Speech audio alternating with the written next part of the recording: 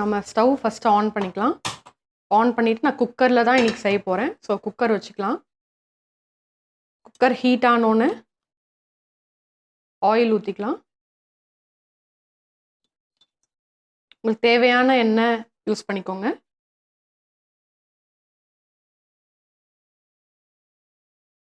Oil சூடாகட்டும். சூடானோன்னு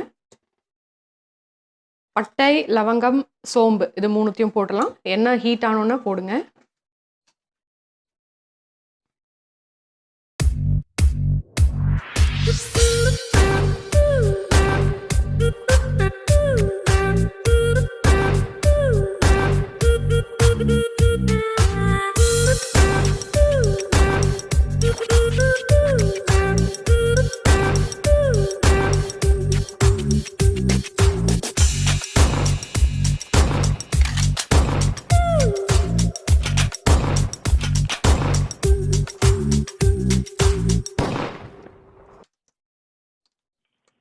எண்ணெய் heat ஆயிடுச்சு.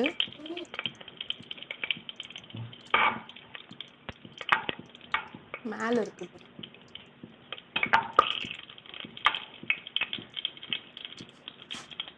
இது பொரிஞ்சோன்னு நம்ம வெங்காயம் போட்டுக்கலாம்.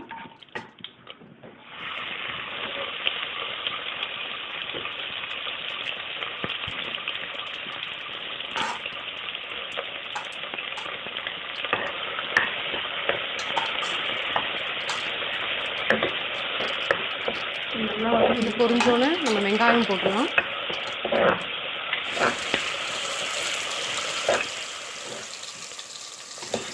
வெங்காயம் வதங்கிடுச்சு. ஸோ லைட் ப்ரௌன் இருந்தோடனே நம்ம இஞ்சி பூண்டு பேஸ்ட் போட்டுடலாம். போட்டு நல்லா ஸ்மெல் போகிற வரைக்கும் நல்லா வதக்கி விட்டுக்கோங்க.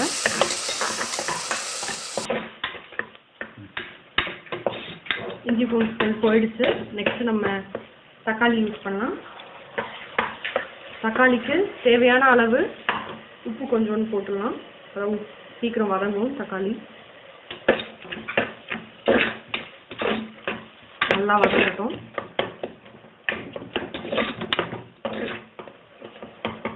தக்காளி நல்லா வதங்கிடுச்சு. ஸோ நெக்ஸ்ட்டு நம்ம உருளைக்கிழங்கு போட்டுடலாம். உருளைக்கிழங்கும் நல்லா வதக்கிடுவோம்.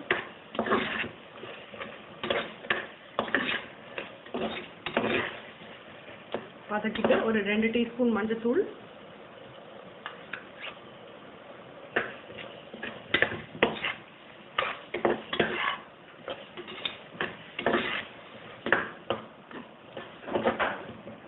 மட்டன் மசாலா,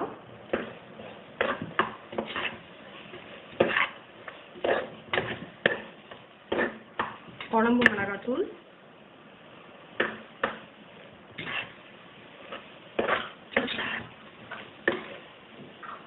நல்லா வதக்கிடுங்க. நம்ம மிளகாத்தூள் வாசனை போகட்டும். நல்லா வதங்கிடுச்சு. இப்போ நான் வந்து பீஃப் எடுத்து வச்சுருக்கேன். ஃபஸ்ட்டே வேக வச்சு எடுத்து வச்சுருக்கேன். ஸோ உங்களுக்கு ஒரு 6-7 விசில்ஸ் வர வரைக்கும் நான் பண்ணி எடுத்து வச்சுருக்கேன். ஸோ இப்போ இந்த சூப்போட இந்த கிரேவியில் நம்ம ஊற்றிக்கலாம். பண்ணிவிட்டு நல்லா கிண்டி விட்டுக்கோங்க.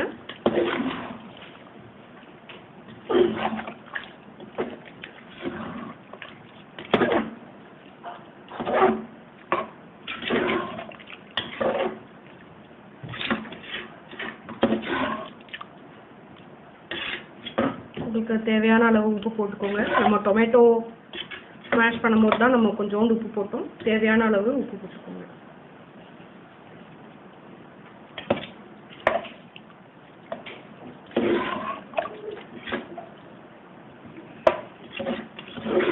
கிரேவி ஸோ நிறைய தண்ணி ஊற்ற வேண்டாம். நல்லா கொதிச்சிருச்சு.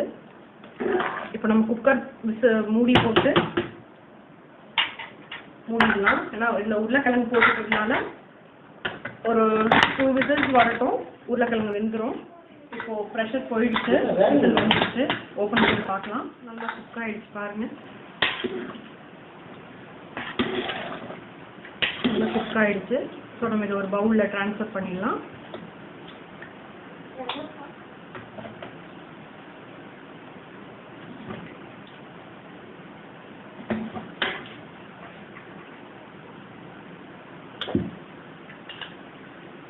நம்ம கொத்தமல்லி தூவிடும் last.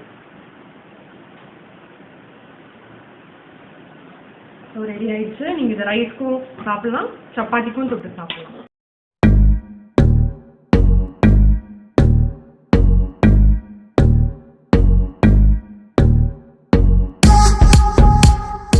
Thanks for watching our video. Please subscribe to Chennai Samaiyal.